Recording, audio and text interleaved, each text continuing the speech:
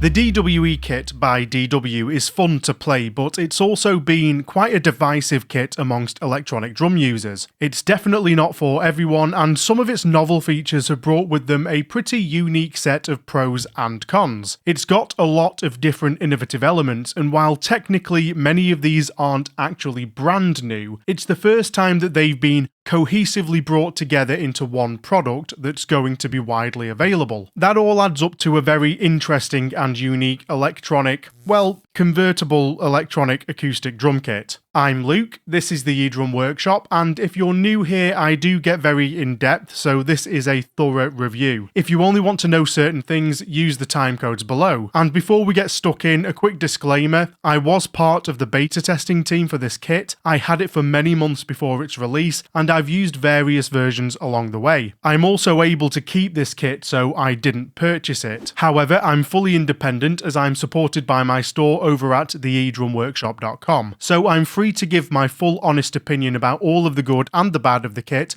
with as little bias as I'm able to, but you take from that what you want. So this is a completely wireless electronic drum kit built inside a DW Collector's shell pack along with brand new metal electronic cymbals. This wireless technology was originally developed as Versa Trigger back in 2016, but it's been improved upon for this kit. Metal electronic cymbals have existed for a long time too, but these ones work in a pretty unique way which we'll get into later. Since the shells are premium acoustic drums, you can easily convert this to a top-of-the-line acoustic kit with some relatively minor changes. Using acoustic shells for electronic drums has been all the rage for a while now too, but this is the first kit of its kind that I've seen make it to market that's actively encouraging you to use the kit acoustically. There's also no standard drum module like you'd get with pretty much any other E-kit. Instead, the triggers communicate wirelessly with a small hub and you connect that to a laptop or a computer. All of the trigger configuration is handled by DW's control software, which is included. The sounds are provided by the also included Soundworks drum software or any other of your choosing, and it comes with a compact, low latency interface to take care of the audio side of things. Again, using a drum VST for the sounds is something that a lot of people have done for quite some time, but this is the first kit that I've seen where this is the sole provided sound source. The software's provided, that is, you need your own computer. Even the Soundworks software is a spiritual successor to the Perfect Drums VST, and you can see some of the similarities, but they're not the same.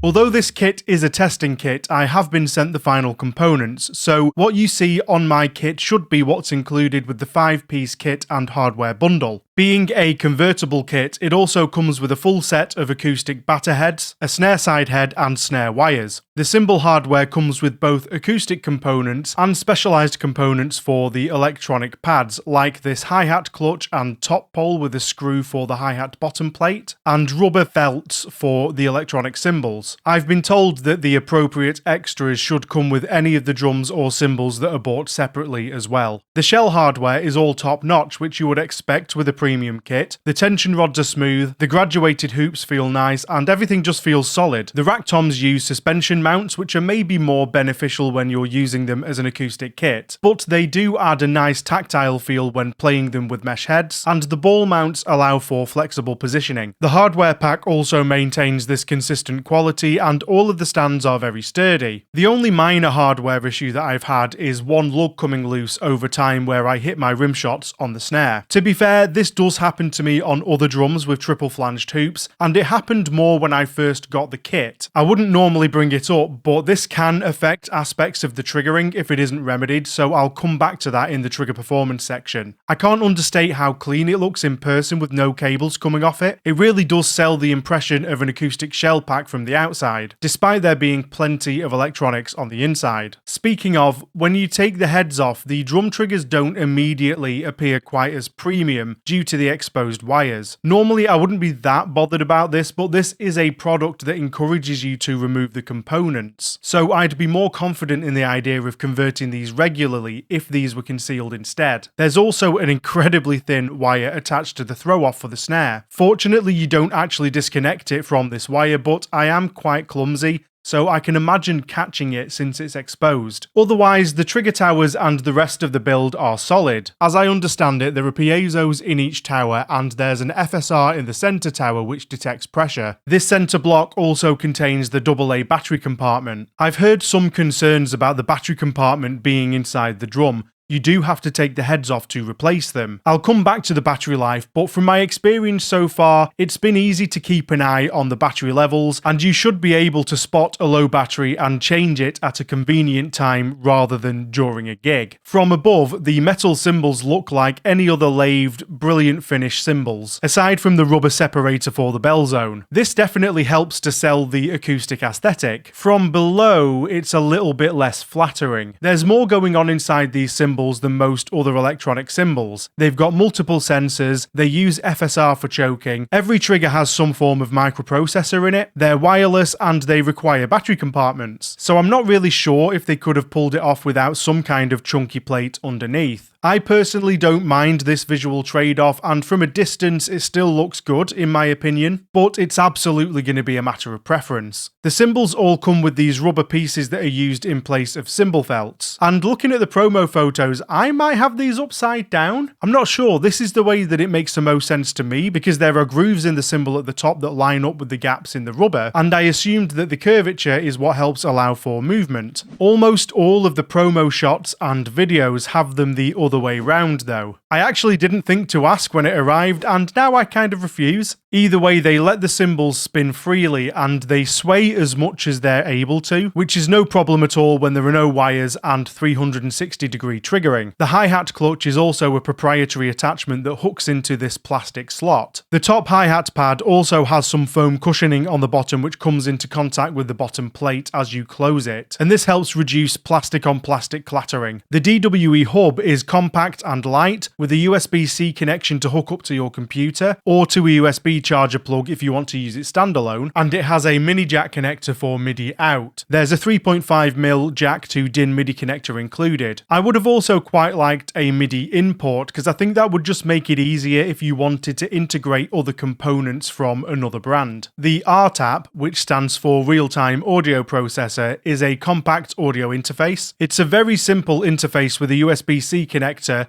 2/4-inch jack outputs for the master left and right, a mini jack headphone output, and a mini jack auxiliary audio input. The two dials on the face control the master output volume and the headphone volume. I really like the overall simplicity. It's pretty much all you need to get going with the DWe kit. There are a couple of downsides to this simplicity though. First, compared to most flagship drum modules, this is a limited amount of outputs. If you want multiple outputs, you'll need to use another audio interface instead, which will of course add to the overall cost. The next limitation is that the stereo mix input is hardwired to send to both the master and the headphone outputs. There's no way to remove it from one or the other, and it doesn't act as an input on your computer either. It's just passed through the interface from the input to the outputs. Again, this is quick and easy for probably the most common uses, but there's no flexibility beyond that. There's no volume control for this input either. You can only control the volume on the device that you've plugged in. Some kind of input volume control would have been nice so that you'd only need to adjust things on the RTAP. Getting everything set up is probably the simplest it could be for a kit like this. Having no cables is surprisingly liberating when setting up the drums and cymbals, and you do feel the difference in the setup time. The software is integrated into the Roland cloud service, so you do need to sign up for an account there, but once you have, you can begin downloading the software and sound libraries through the service. The pads all connect wirelessly to the hub, which is quick and easy. In the control trigger software, press pair and then tap each pad to populate the list. You can see an LED light up in each trigger when you hit it, which is really handy, though that can be turned off later if you want. Each pad also knows what it's meant to be assigned as, so they'll be identified automatically as the appropriate instrument. Clicking on a pad or hitting it with the auto track turned on lets you view the battery monitor, use auto calibration, export and import trigger settings, and access the pad firmware settings. Yes, the pads themselves can be updated. Then we've got all of the trigger settings settings, which we'll come back to later, and up at the top you can access settings for control and the hub. It's a reasonably simple app, but overall it's got plenty of functionality built in. Any changes to the settings need to be synced with the pad itself. The settings will also be stored in the pad if you want to take it to another computer with control installed. You'll most likely be setting up your triggers along with the sound source so that you can hear what's going on. And the most obvious place to start is Soundworks, DW's drum software. It can be run standalone, or you can use it as a VST instrument in a digital audio workstation. Since Soundworks was designed for the DWe kit, it's as close to plug and play as you could reasonably get with a VST. The MIDI notes should already line up with your pads if they're correctly identified, so you can just start dialing things into your liking.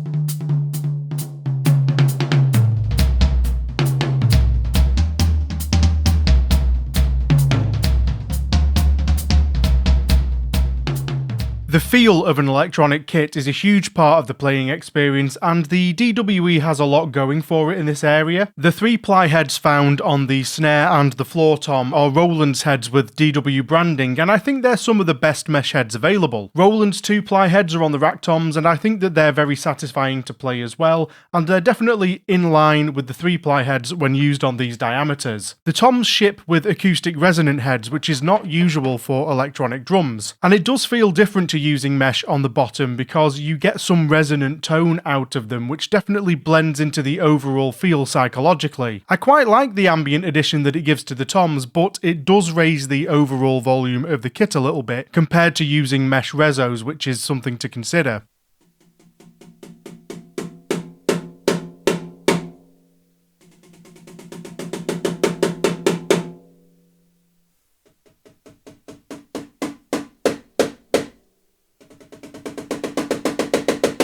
You could always swap them out for cheap mesh heads if you prefer, though I think it would have been nice if they were included as an option. The snare drum comes with a mesh head on the bottom as stock, and apparently this is beneficial to the triggering, so it would probably be best to leave it set up like that and only use the acoustic snare side head when you're playing it acoustically. Since there are no rubber rim guards on this kit, playing the rims does feel like an acoustic kit, so if you really want that acoustic feel, this is great. The downside though is that these are much louder than playing on a rubber rim.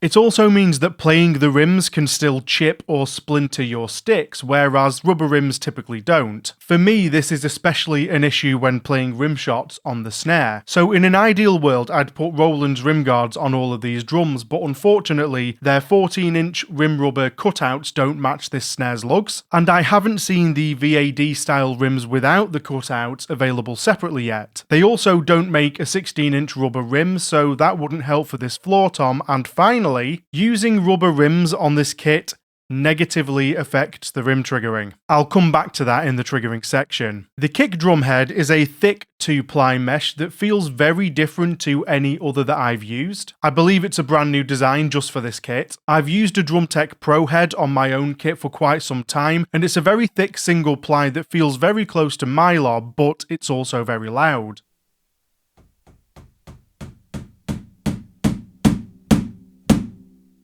On the flip side, the DWe kick head is surprisingly quiet.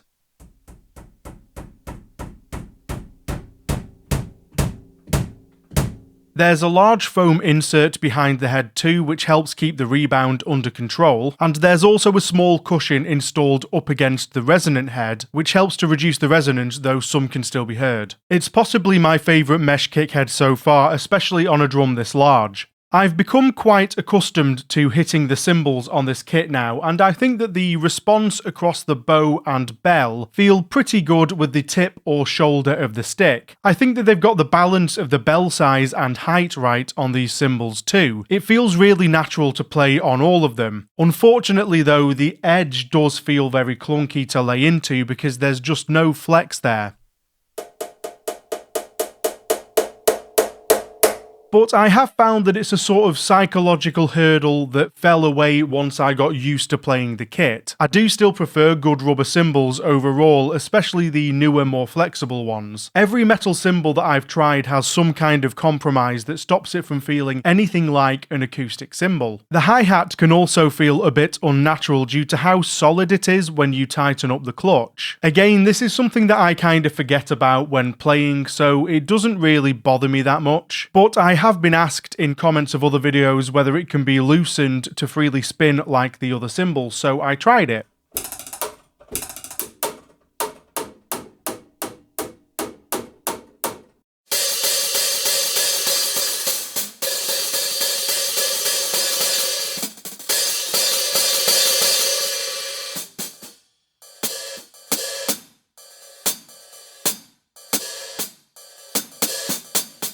You might be able to find the right balance, but I couldn't, so I put it back to how it was. The other downsides are similar to the bare metal rims, chewing up sticks and volume. Combined with the rim shots, I'm going through sticks with this kit as quickly as I do on my acoustic kit, and that's a real shame. I barely ever replace my sticks when using my regular electronic kit. Chipped and frayed sticks can also be a potential hazard for snagging and damaging mesh heads, so that's something to keep an eye on, but fortunately I've had no casualties so far. In regards to the volume, rubber cymbals do have a low-pitched thud to them that can carry easily through the stands and then through the floor and walls.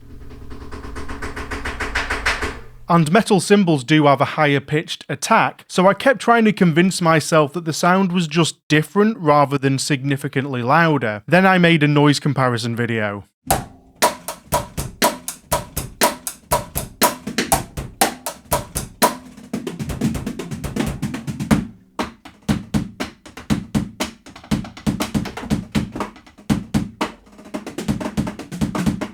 Yeah, they are quite a bit louder. This stick attack does creep into my headphones more than rubber cymbals too, even when I'm using in-ear monitors.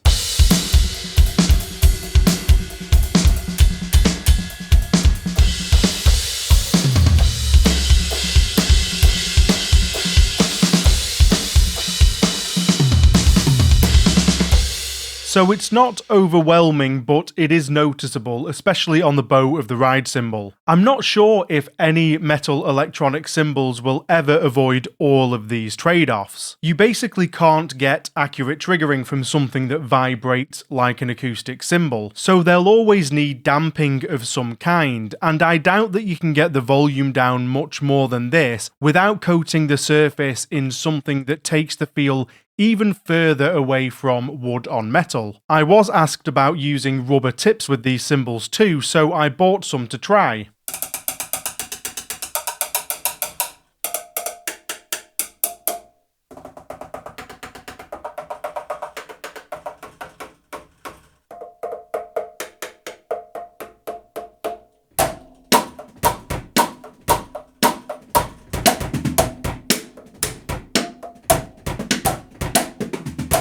I hated playing with these, they completely changed the rebound and balance of my sticks.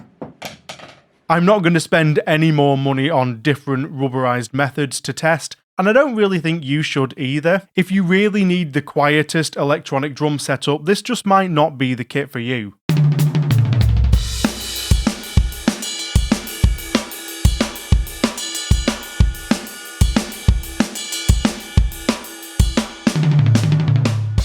Another important aspect of the playing feel of any electronic kit is latency. Since the DWe is powered by a computer and interface, both of those can contribute to the immediacy of the playing feel. If you can't get the interface's buffer very low, then you'll have more latency, which in turn can make things feel sluggish or just off. With my buffer settings set as low as I can get them, this feels at least on par with triggering VSTs from my TD50X. Unfortunately, the recommended specs are quite hefty, more so than other drum software, and if your computer is below the recommended or minimum specs, then there is a chance that latency could increase. interface. If you decide to use a different interface, that will also affect latency. A less capable interface could increase the latency, whereas a very fast interface might reduce it further, which would then give you a better experience. The final parts of the equation for playing feel are the sounds and the triggering. I'll get into my thoughts about the Soundworks software and using other sound sources soon, but it all becomes a bit superficial without knowing how well the kit triggers.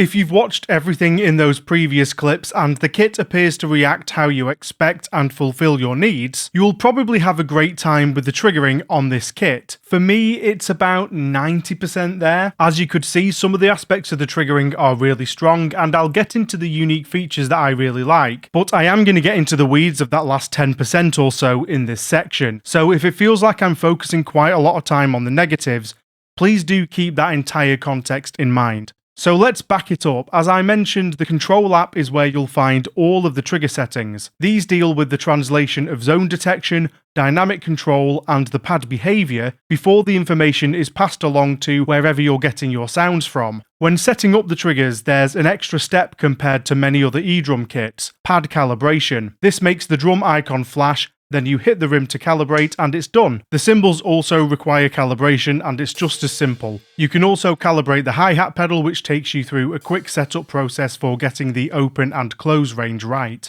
One setting that I've come to find very useful is the dynamic range control.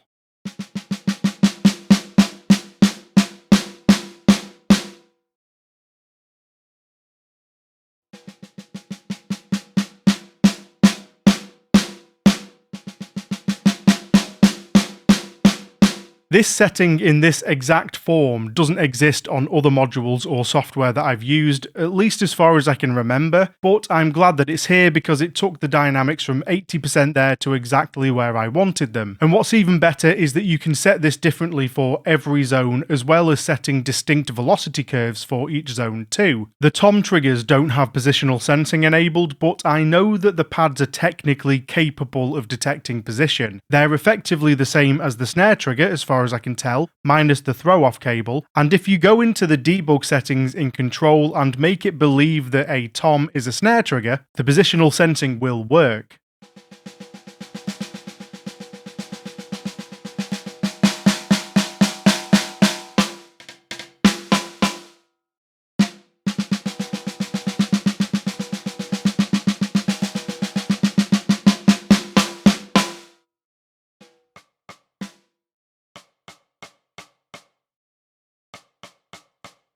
But I kind of understand why it isn't utilised. Soundworks doesn't have any samples for the edge of toms, and in fact, neither does any other software or module that I've used so far, so there's not really much point having it enabled when there's no utility for it at the moment. On the flip side, if you want to use a tom as a snare drum, you can't currently get positional sensing out of it without going into that obscure embodiment config menu in debug mode. One thing that I do miss compared to a Roland module is the ability to play shallow rim shots.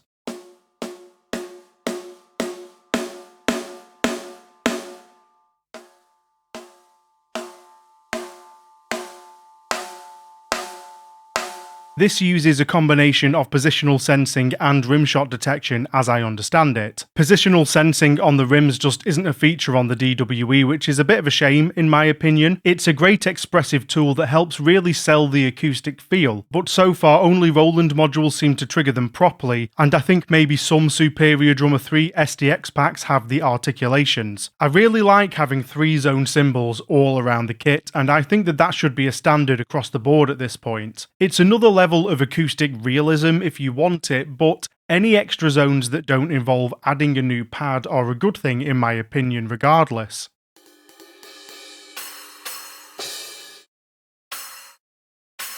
Right, unfortunately it's 10% time. Although the rim shot detection is great, the rim only triggering, cross-stick triggering, and the cymbal edge triggering are all areas that I've had some trouble with. They're not terrible, as you saw in the previous clips I could get them to work fine in that playing style. The lower dynamics are where things start to struggle.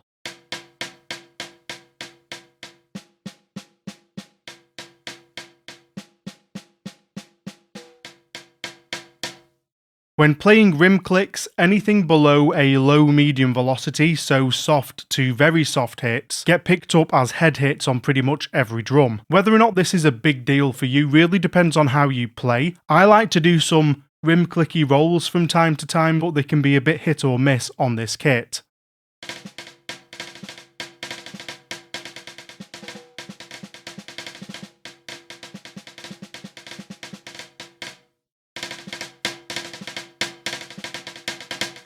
This is the reason that you can't really use rubber rim guards on this kit either. The rubber makes the rims even less sensitive, and that makes the problem more pronounced.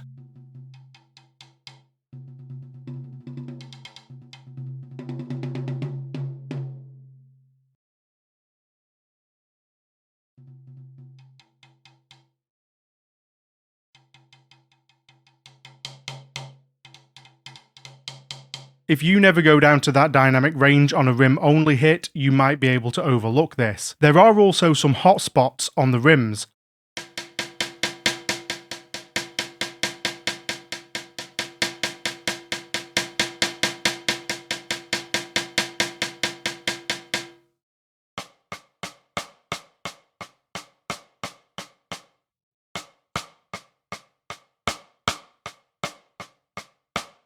Again, using the various dynamic controls can smooth this out, but it won't entirely solve it. Speaking of the cross stick, I usually play my cross sticks with my hand placed off-center. The FSR on the pad is in the center tower though, so sometimes the pressure isn't accurately detected.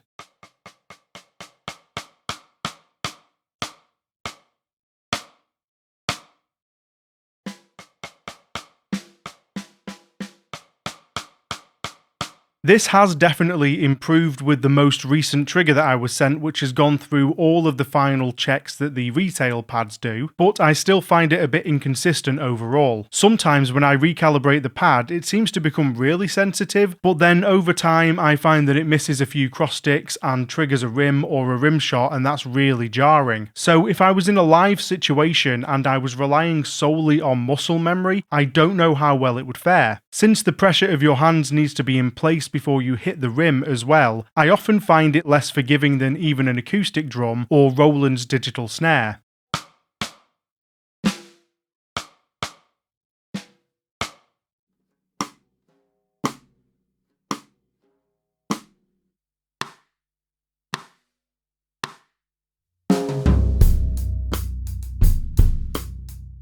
On top of this, if the head tension changes, I usually find that I need to recalibrate the drum in order for it to be accurate with head, rim and cross stick detection. As I mentioned earlier, one of my lugs sometimes loosens when I'm playing rim shots. Again, in the workshop, I can quickly recalibrate, but if I was gigging, reaching for a drum key or the calibrate button while playing definitely isn't ideal. If I wanted to use the hub in standalone with a module with no computer, there'd be basically no reliable way to correct that on the fly. So I think that having cross-stick detection that relies solely on pressure might not be the most effective way of doing things, especially when it seems to be susceptible to small changes and different playing styles. I currently prefer Roland's method of using electrostatic sensors for hand detection. For my playing style, I find that very reliable, but I have heard some complaints from other users in the past, so I don't know what the perfect solution would be. The cymbal edge triggering is also suffering from a low velocity issue.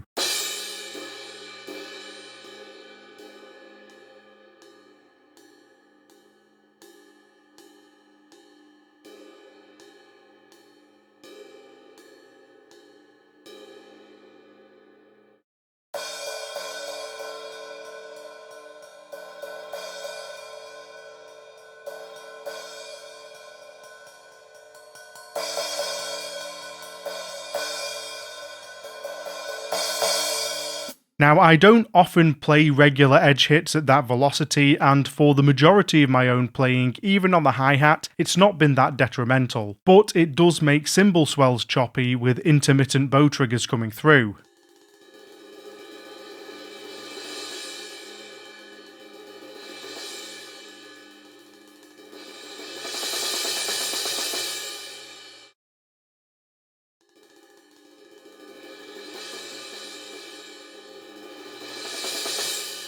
And this really is a shame, because if they were all triggering correctly, Soundworks actually does a nice job of low velocity swells.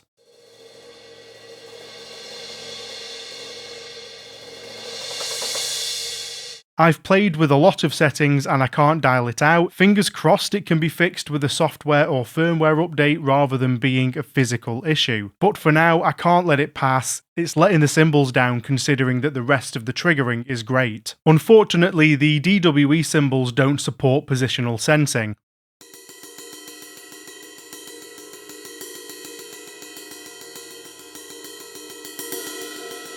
This has been a feature on the ride cymbal of Roland modules for years. The eDrum In supports it, and it recently appeared on the ride in the latest Yamaha modules too. It's not a crucial feature by any means, lots of kits don't have it, but I think it helps make the ride more expressive, which is always a plus when you want to chase acoustic replication. That said, it's another feature that's not really supported by a lot of sound sources, but I do think that future-proofing for it, or at least ensuring compatibility with Roland or Yamaha modules, would be nice. Now, the hi-hat's one of my most tested components, but it's also one of the ones that delayed this review. I was having issues with the CC values. These are what determine the open to close position of the pedal. They were bouncing around a lot when I hit the pad, which was causing inaccuracy with the pedal position. The trigger engineer managed to improve this area a lot, which is fantastic. Unfortunately though, it's still not quite there for me.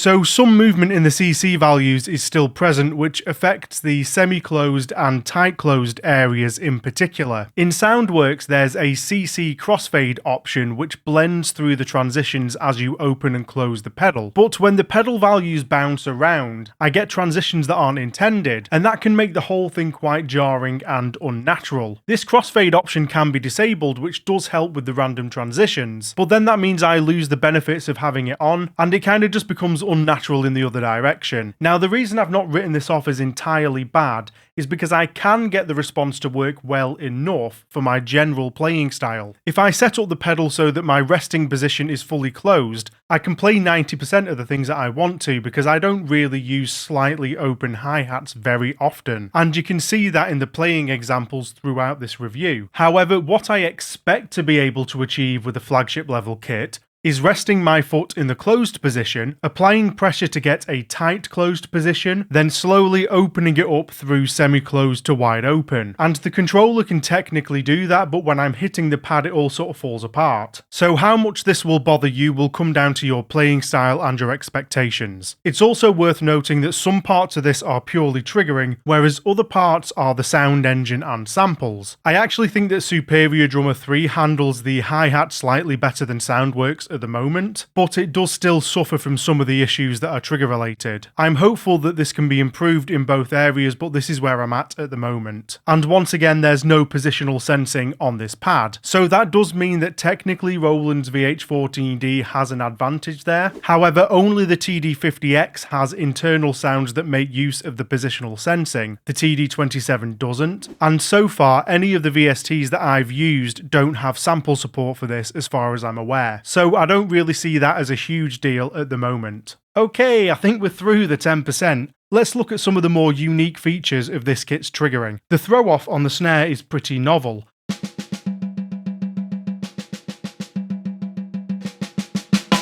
I think it's really fun to use, and of course it's very intuitive. The trigger settings will remain the same as the main snare, it just swaps the MIDI notes over to another instrument. With Soundworks it swaps to a snare wires off version of the same snare by default, but you can configure the notes to literally any other sound that you want to use.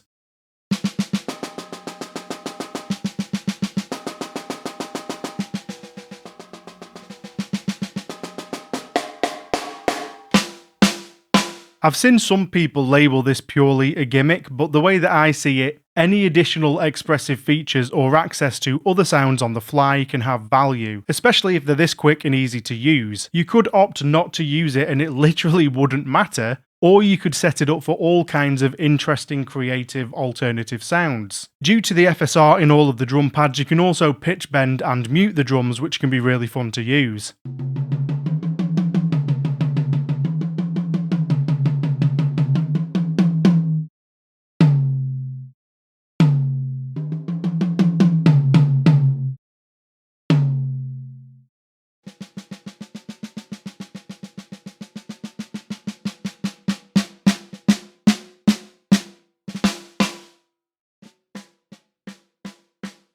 This feature is enabled on all of the toms by default. You can turn it off in control, which basically disables the FSR entirely, or you can change how it all reacts in Soundworks. More on that one later. It's another weirdly divisive feature that some people might not use, but once again, I like extra expressive options, so I'm all for it. Now, I was curious about the kick drum. It looked like it had an FSR in it, but it's not currently being used. I do hope that it will be enabled in the future because I think the ability to mute the kick drum by burying the beater would be a great option to have, and that definitely falls in line with the whole acoustic replication ethos, so fingers crossed.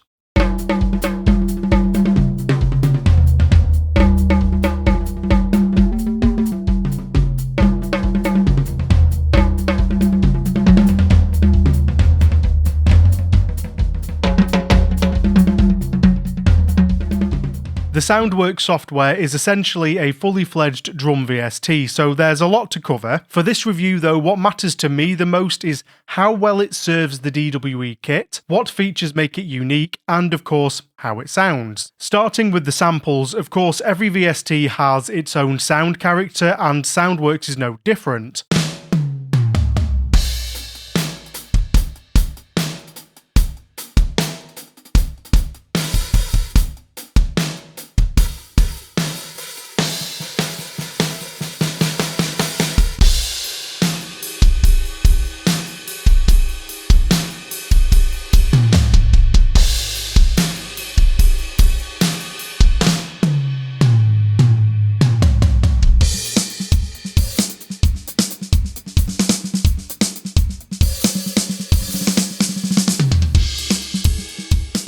I'm going to admit up top that it's not really my preferred character, but that doesn't mean that the sounds are bad by any means. I do think that they serve the kit and drummers very well, and I've seen a lot of positive feedback about the sounds from other drummers, so it's definitely a preference thing. Overall, there's a more raw feel to these sounds than the sculpted mix-ready sounds that you'll find in, say, Stephen Slate Drums 5 or Easy Drummer 3, and they're still a bit more imperfect sounding than even the more raw kits found in Superior Drummer 3. But by this I mean that they sound a bit more like playing a drum kit than playing a perfect recording. Unfortunately, a few of the samples are a little bit noisy on the tail end,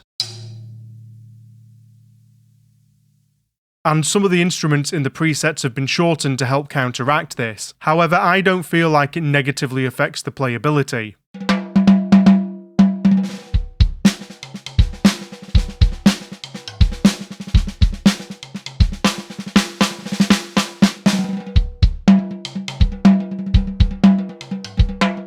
If you hear the demos and you like the sound profile, then the chances are that you'll enjoy playing these sounds too. The mixes for the kit presets also feel more geared towards drummers than other VSTs do. The cymbals are mixed fairly loud on these kits, and again I think this lends more to the feeling of playing an acoustic kit where cymbals can be really in your face. And of course the other benefit is that the louder cymbal sounds help to overcome the physical sound of the metal cymbal pads. A lot of other software tends to have the cymbals much lower in the mix, and sometimes the bottom end is rolled off so much that they can kind of feel a little bit limp compared to acoustic cymbals. So I think that the Soundworks approach works really well for software that's designed for the playing experience. But when it comes to my own personal sound character preferences, I generally lean more towards the cleaner and more transient forward sounds found in other libraries, and I kind of prefer lower cymbal volumes than a lot of other drummers seem to. So I sometimes find myself wanting a bit more impact than I feel from the presets in Soundworks,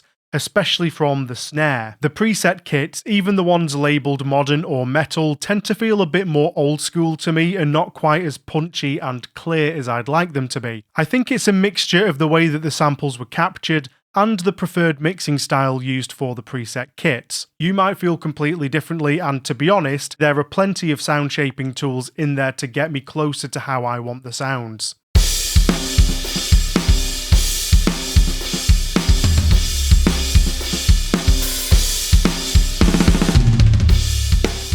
Moving on to the functionality, if you're familiar with any other drum sample software, you'll probably be quite at home with Soundworks. You can swap between the kit view or the cell view for different ways of visualizing the kit. There's a stripped down version of the mixer to the left for quick access to the most important controls. Then over on the right, there's a breakdown of the various articulations. You can preview them, assign a MIDI note, and adjust the individual articulation volumes. Then you can access a drop-down menu with more advanced options. This is one design choice that strikes me as a little bit strange. They're sort of tucked away and easily missed. I think it would be way more useful to cut off the articulation section around here and turn these into buttons instead. I think that would help emphasize that these are menus that you'll probably want to go into, because some of the features found here are where the software really shines for use with electronic drums.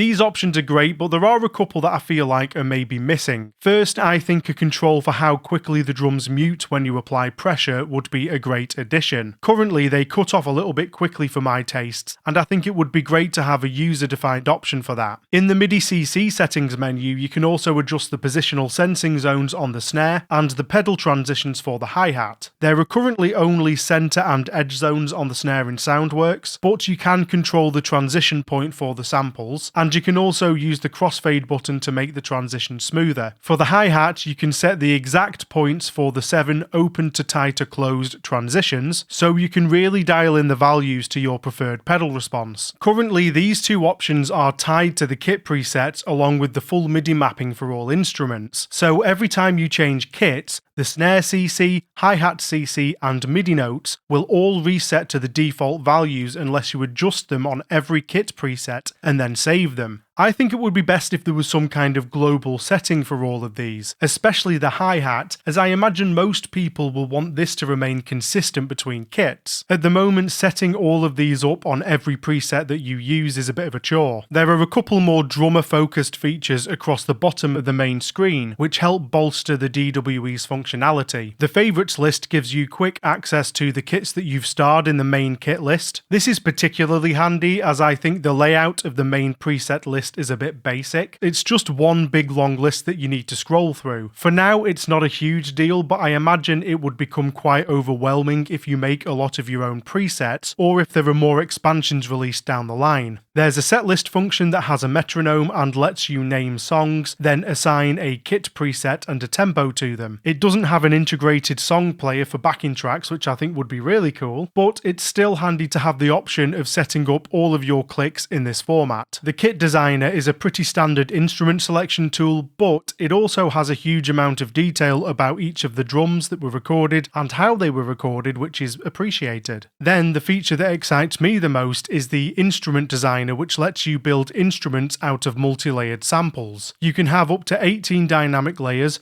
a huge amount of articulations, and 3 microphone groups with up to 5 mics in each. The mixer is well balanced between useful features for everyday drummers and a good studio level workflow. Down at the bottom, there's also a handy option to quickly flip the panning on any channel. This is especially useful for left-handed drummers.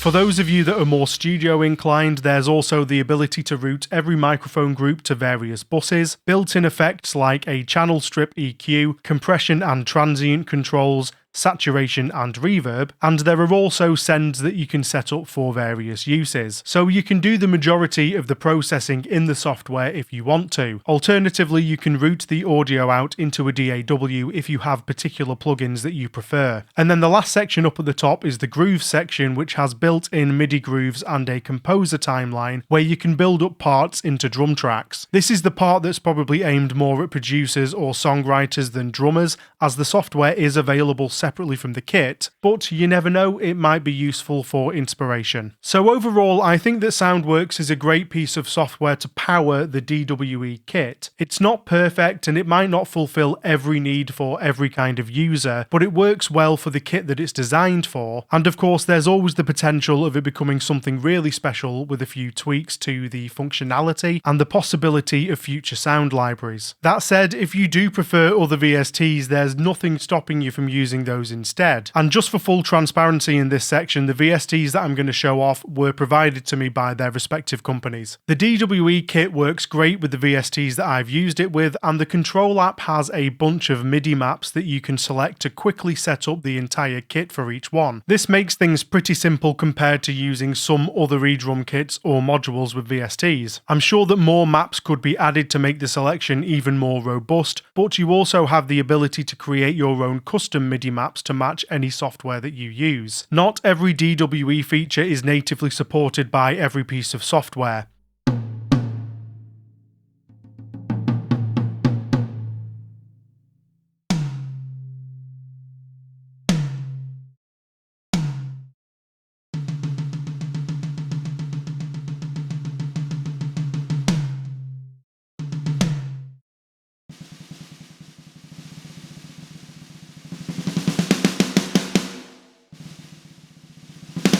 Alternatively, you can even use the DWe kit alongside a drum module.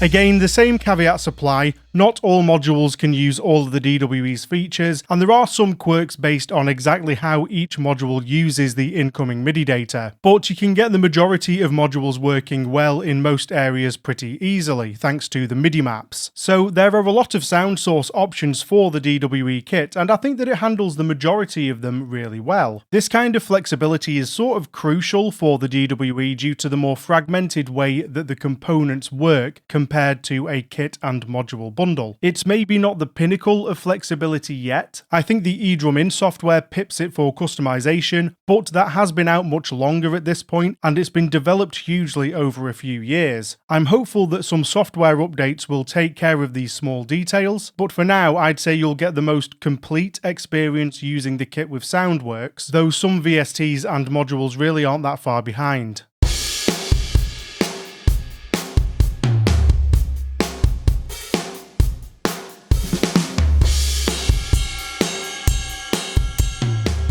Two of the biggest concerns since the announcement of this kit have been the battery life and the dependability of the wireless. DW claim that the two AA batteries should last anywhere from 1 to 2 years when played regularly, and there's a battery monitor in the software for every pad that lets you keep tabs on the battery life. Now, I can't verify that claim because the kit hasn't been in my possession for multiple years, and the snare and cymbals have actually been replaced over the testing period because improvements were made along the way. However, the kick and toms are the first version that I was sent in May 2023, and it's now December 23 at the time of recording. These drums haven't gone down even a single bar on the battery monitor. I haven't played them every day, but I have put in quite a lot of time, so I'm pretty confident that they're going to last at least a year, which is the lower end of their estimation. I've not been able to test this kit in a gig scenario either, so I'm unable to say whether or not wireless interference is an issue. What I can say though is that I've had no wireless issues in my studio room where there are 3 different Wi-Fi networks overlapping around me, and other wireless devices are sometimes used down the corridor. Oh, and just to clarify, this absolutely is not Bluetooth. Now, one of the reasons that DW are so confident about interference being a non-issue is that unlike wireless mics or wireless guitar systems,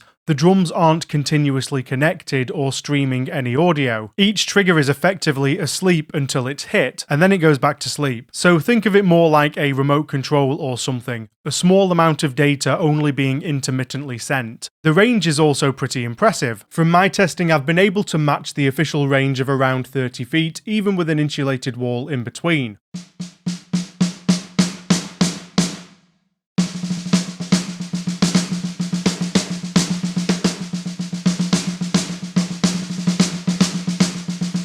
But of course, who actually needs to go that far away from the hub anyway? So it all adds up to give the impression of being very robust and reliable.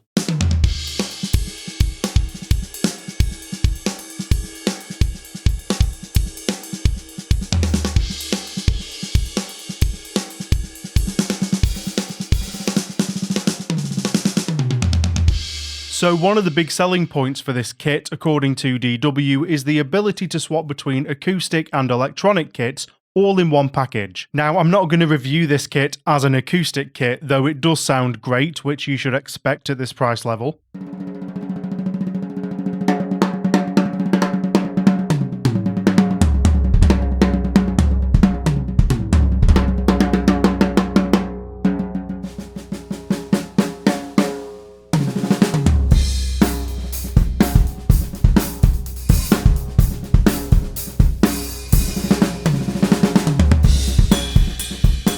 But this flexibility is something that needs to be taken into account when you're talking about the kit's value, whether that's the monetary value, the time and convenience value, or just the overall value. So let's weigh those up. The shells are DW Collector's Series 9-ply maple drums. They're made in the USA at DW's factory in Oxnard, California, and here's what they say about the construction and grain pattern for those who are interested. It comes in a range of finishes. This is the exotic candy black burst over curly maple. There are also 2 lacquers and 2 finish ply options at various price points. These shells and the hardware account for a large part of the overall price of this kit. So if you're looking for a high-end acoustic kit as well as an electronic kit, and you're happy to combine the two of those into one, you could argue that this is actually pretty good value. However, I think that the conversion process is what will divide people the most about the real value here. In order to swap this kit from electronic to acoustic, you've got to remove all of the mesh batter heads and the mesh snare resonant head, the internal trigger systems of each drum, the electronic cymbals, hi-hat pad and bottom plate, and then the hardware components that are specific to the electronic pads. Then you'll fit the acoustic batter heads, snare reso head and snare wires, add the acoustic hardware parts, stick on your cymbals, and then tune all of the drums up. Fortunately, trigger removal is simple as there are just a few bolts in each drum. You can leave the brackets in place. The kick drum has a cushion against the reso head that you can either remove or leave in place, and this reso head isn't ported either, so if you do want to mic the kick internally, you might also want to swap that out. So it's not a quick process overall, but I'd say it's quite comparable to doing a full head change on an acoustic kit. You're adding a bit of time with the trigger removal and the hardware changes, but you save some time since the toms and kick already have acoustic resonant heads on them. How often you want to do this is also another factor. Regular switching is going to add a lot of time on aggregate, whereas occasional conversion isn't much more than a minor inconvenience. It's very easy to argue that it is more time consuming than having a separate acoustic and electronic kit ready to go. When I gigged with both, I even had separate hardware for each kit, so I could just pack up either one and be out the door without touching my other kit. If I needed to record with either of them, they were ready to play as soon as I set them up. My electronic kit was bought in parts and my acoustic kit was cheap, so that worked for me and the venues that I play. On the other hand, if you wanted to buy 2 full kits of an equivalent quality to this brand new, you could very easily end up in this price range or higher. Every aspect that improves one thing has a potential trade-off, so it really comes down to the things that you value the most and what price you think is reasonable to achieve that.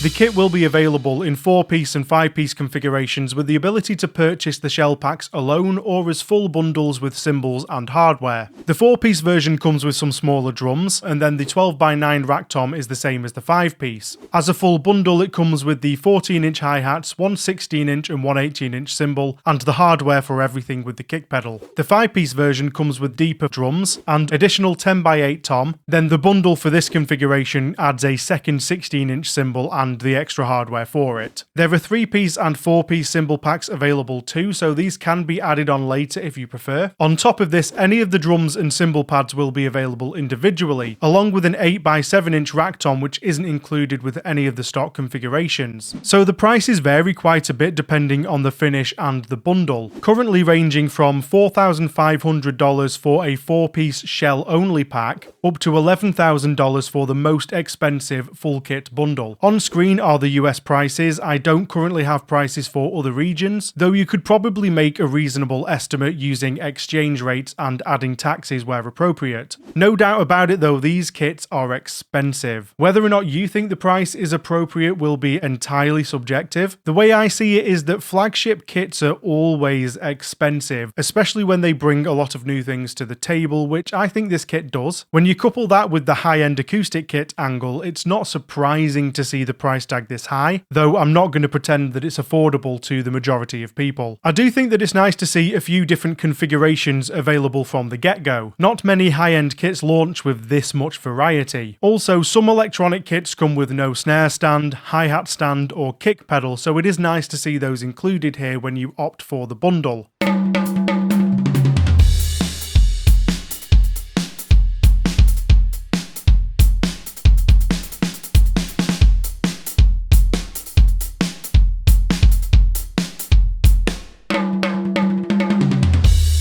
So all of this brings up the question, who is this kit for? There are so many different elements, but I do think it's quite clearly aimed at people who place a high value on the idea of acoustic replication, and those who maybe aren't satisfied with how other kits pull that off. Flexibility of sounds is a core part of the kit too, whether that's through customization in Soundworks or with other VSTs or modules. With this being a flagship level release, it's definitely aimed at people who have enough disposable income to purchase something that could be seen as cutting edge, or those who have a reason to invest in a high-end instrument like this, like professional drummers. You also need a space that can deal with a higher volume level than some other electronic kits, and that might even translate to gigs. There's the potential that these metal cymbals could be heard by the audience if you're on a small, quiet stage. I think you also need a certain level of confidence in the idea of running a computer and software for your kit, and maybe not every electronic drummer will have that. I've found that many people making the move to electronic drums aren't necessarily technologically savvy, and a module, a closed system that you effectively just turn on and instantly make sounds with, might be more appealing to those people. You'll probably have a good idea of how comfortable you'd be with this, but I do think that it's worth challenging that assumption with a playtest if you're able to,